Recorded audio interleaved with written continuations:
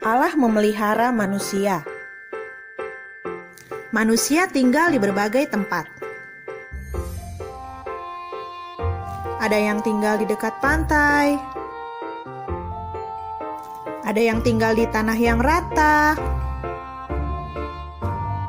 dan ada juga loh yang tinggal di pegunungan. Tanah yang rata disebut dataran rendah, sedangkan daerah pegunungan disebut dataran tinggi. Nah, anak-anak, Tuhan menjaga dan memelihara manusia di semua tempat, sama seperti Nuh dan anak-anaknya yang juga tinggal di berbagai tempat. Yafet adalah anak bungsu Nuh. Ia bersama istri dan anak-anaknya tinggal di daerah pantai. Sedangkan Sem tinggal di daerah pegunungan. Di dalam Alkitab disebutkan bahwa Nuh bekerja sebagai petani anggur. Sedangkan Nimrod, salah satu keturunan Bapa Nuh, bekerja sebagai pemburu. Nah, anak-anak, Allah memelihara kehidupan semua manusia. Allah memberikan kemampuan kepada manusia sehingga dapat bekerja sesuai dengan tempatnya masing-masing. Orang-orang yang tinggal di pesisir pantai biasanya bekerja sebagai nelayan. Mereka dapat mengambil ikan di laut dan bisa makan ikan hasil tangkapannya.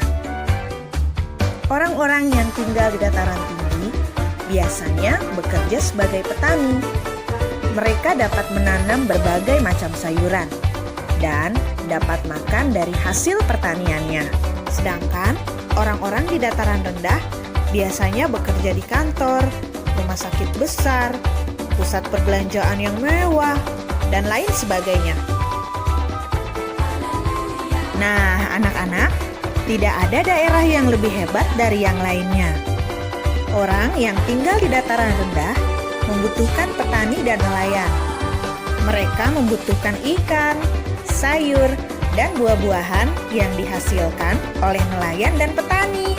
Sebaliknya, orang di dataran tinggi dan pesisir memerlukan orang-orang yang ada di dataran rendah. Mereka akan menjual hasil pertanian dan tangkapan ikan ke daerah dataran rendah. Anak-anak, Allah mengasihi semua orang, baik orang-orang yang bekerja di pesisir, di dataran tinggi, maupun di dataran rendah. Mari kita bersyukur atas penyertaan Tuhan yang sudah memelihara kita sesuai tempat tinggalnya.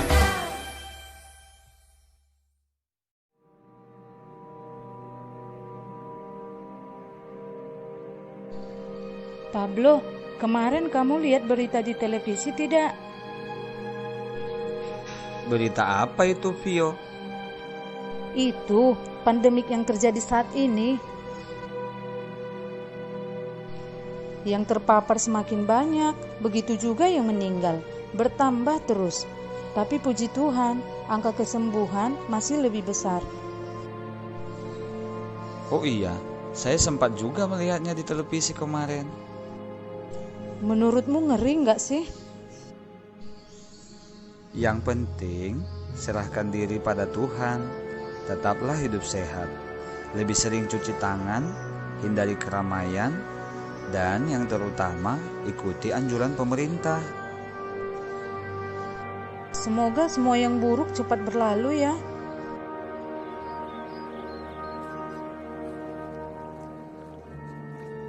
Shalom, apa kabar, Vio?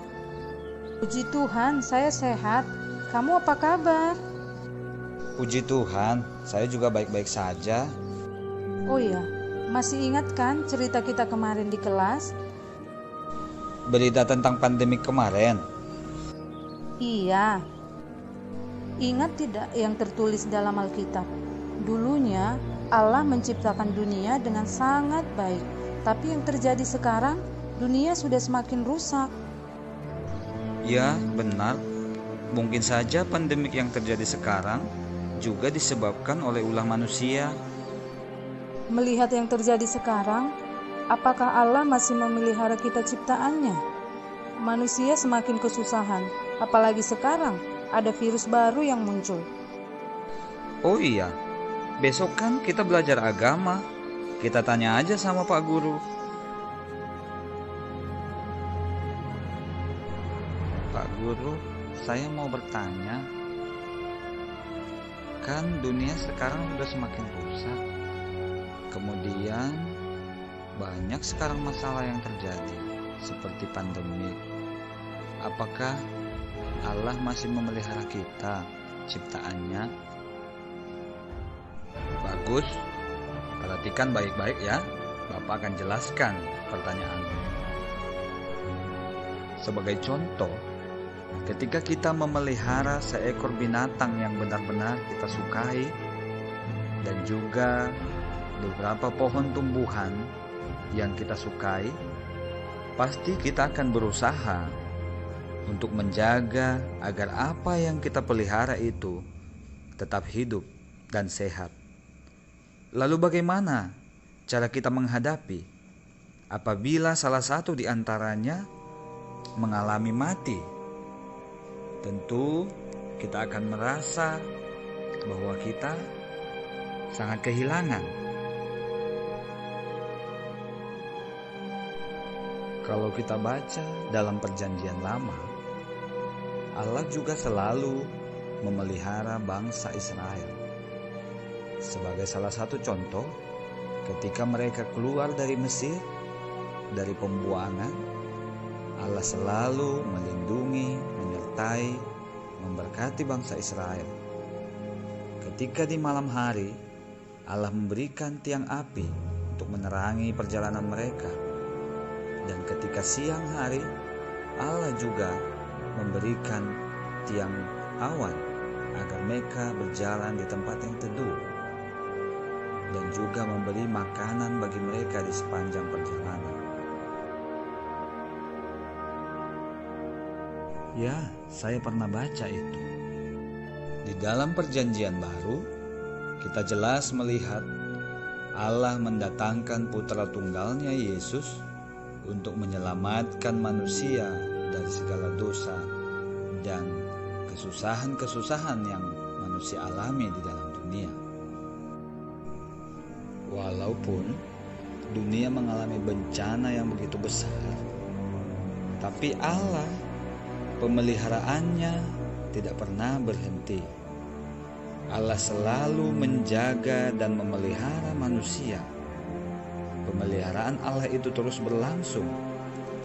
Buktinya, meski setelah terjadi berbagai bencana dan kehancuran, hidup manusia dan alam terus berlangsung dan terjadi pemulihan. Amin. Ada 3 aspek-aspek pemeliharaan Allah terhadap dunia. Yang pertama, aspek pelestarian. Allah tetap melestarikan alam dan manusia yang Ia ciptakan. Itu bisa kita baca dalam Mazmur 36 ayat 7. Dan juga kita bisa lihat itu di Kolose 1 ayat 17. Aspek kedua adalah aspek penyediaan. Aspek ini dapat kita temukan di dalam kitab Kejadian 1, yaitu urutan penciptaan yang dilakukan oleh Allah. Allah menciptakan manusia pada hari yang ke-6, setelah Allah menciptakan seluruh kebutuhan hidup manusia, mulai dari hari pertama sampai hari ke-6.